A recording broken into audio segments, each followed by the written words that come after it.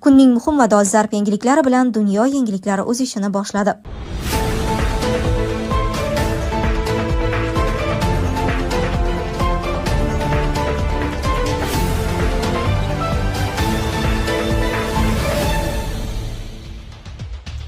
Bir bayonot 3 front. Tramp Rossiya, Xitoy va ittifoqlarni qanday bog'lab yubordi?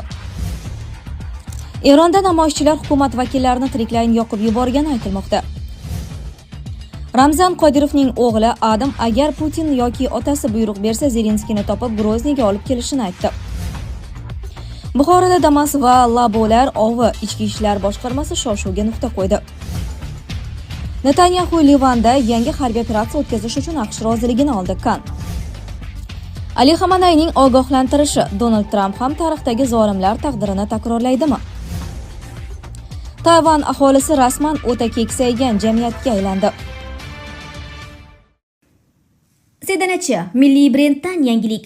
Erkaklar orasida keng tarqalgan muammo tez hojatga chiqish, bel va qorin og'rig'i, kuchsizlik va quvvatning pasayishidir. Bu oddiy charchoq emas, prostata muammosi. Prostamix tabiiy vosita prostata bezini sog'lomlashtiradi, erkak kuchini qaytaradi, sog'liq uchun esa xavfsiz. Batafsil ma'lumot uchun 55 513 99 99 raqamlariga qo'ng'iroq qiling.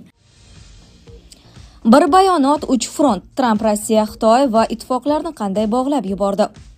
AQSh prezidenti Tramp Rossiya yetakchisi Vladimir Putinni qo'lga olish haqida buyruq berish zarur deb hisoblamasligini bildirib, bu masalada keskin kuch ishlatish emas, balki global strategik muvozanatni saqlash muhimligini ta'kidladi.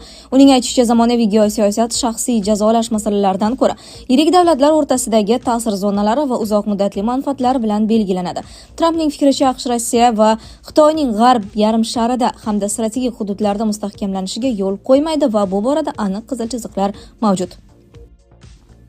Xususan, Venezuela va Grenlandiya masalasi Washington uchun muhim geosiyosiy yo'nalish sifatida ko'tarilmoqda. Prezident Trampning ta'kidlashicha, Caracas hozirgi vaziyatda Moskva yoki Pekinga suyanishdan ko'ra Washington bilan yaqinlashishdan manfaatdor bo'lib, AQSh bilan ittifoq Venezuela uchun siyosiy legitimlik va iqtisodiy imkoniyatlar eshigini ochishi mumkin. Ushbu bayonot Tramp ma'muriyati tashqi siyosatining asosiy yo'nalishi kuchi bilan emas, balki bosim, ta'sir va strategik ustunlik orqali global tartibni nazorat qilishga qaratilganini yaqqol namoyon etadi. Eronda namoyishchilar hukumat vakillarini tiriklayin yoqib yuborgani aytilmoqda. Eronning bir qator shaharlarida hukumatga qarshi ommaviy namoyishlar davom etmoqda. Xorijiy va mahalliy manbalarga ko'ra, 8-yanvar kuni Shimoliy Xuroson viloyatining Esfarayn shahrida yuz bergan tartibsizliklar vaqtida shahar prokurori Ali Akbar Husaynzoda hamda bir necha xavfsizlik kuchlari xodimlari halok bo'lgan. Bu haqda BBC ma'lum qilgan. BBC Person tasdiqlagan videolarda Tehron